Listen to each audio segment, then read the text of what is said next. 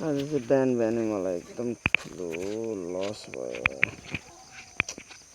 मेरो अर्को magnet clip थियो, त्यो क्लिपै हराइदिएर बाटोमा आउँदा आउँदै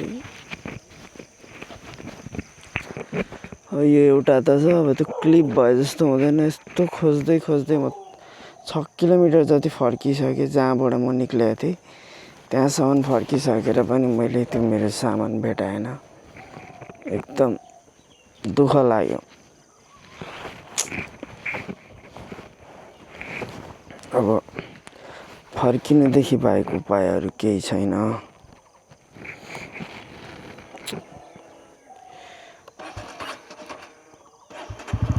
कस्तो घाटा लाग्यो आज बिहान बिहानै।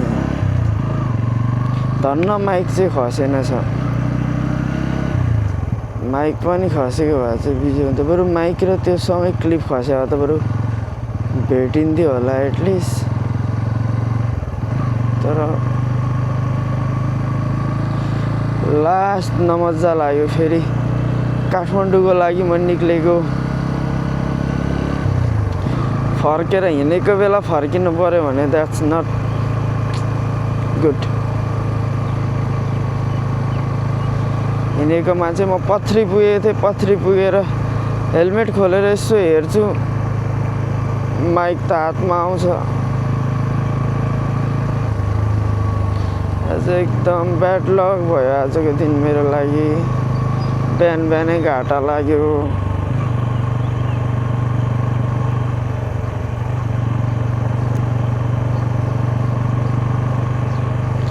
यो म्याग्नेट त छ, यसले अब कस्तो यार। तर म अझै पनि फर्किँदाखेरि हेर्दै हेर्दै फर्किन्छु, कतै मैले भेट्छु कि। अब रोडतिर तल छेउछाउतिर खसेर त घाँसतिर गयो भने त म भेटाउँदिनँ होला आज। यस्तो गाडाङ गुडुङमा खस्दाखेरि झऱ्यो कि के भयो।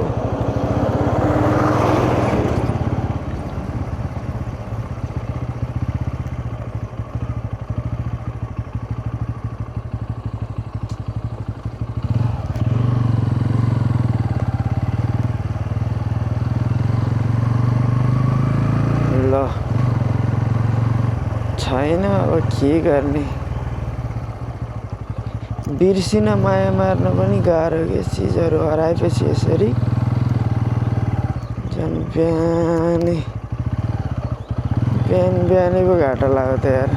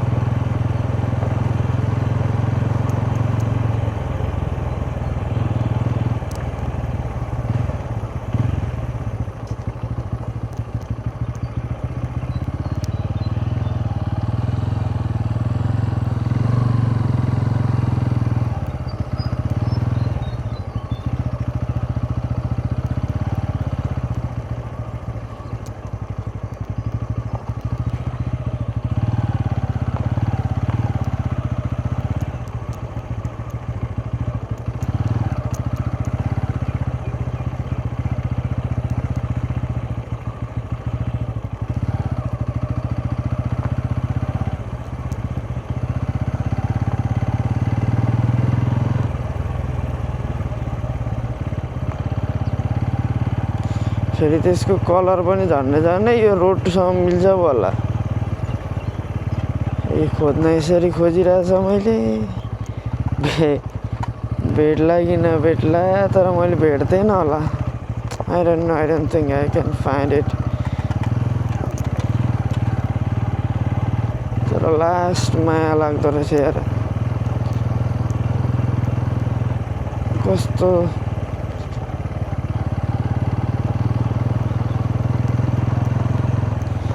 किनेको 15 दिन पनि भएको थिएन, खत्तम भयो यार। आज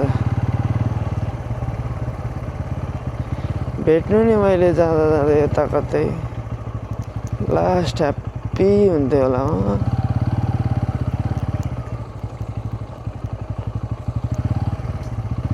ठिक छ, अब यसै खोजेँ बिस्तारै हेर्दै हेर्दै जान्छु म। भेटे भेट्छु, नभेटे भेट्दिनँ। अब के गर्ने, नभेटेपछि त केही गर्नै सकिएन।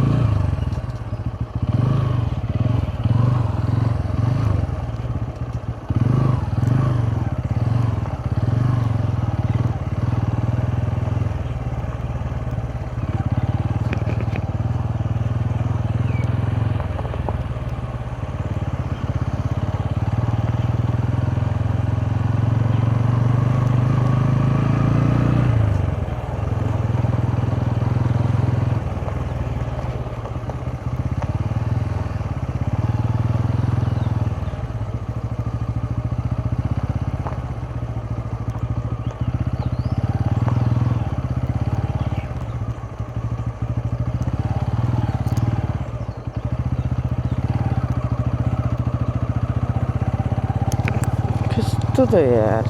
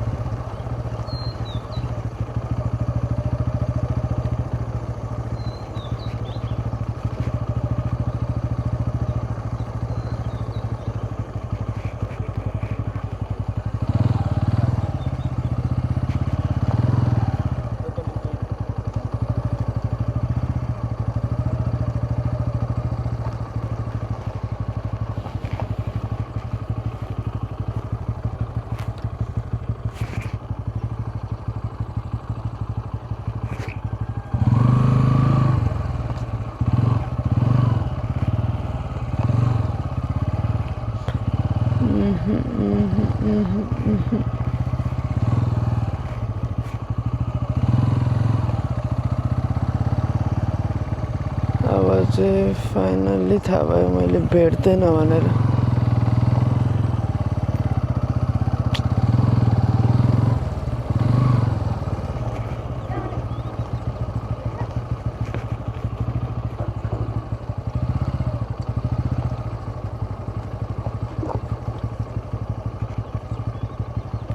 आज बिहान बिहानै लास्ट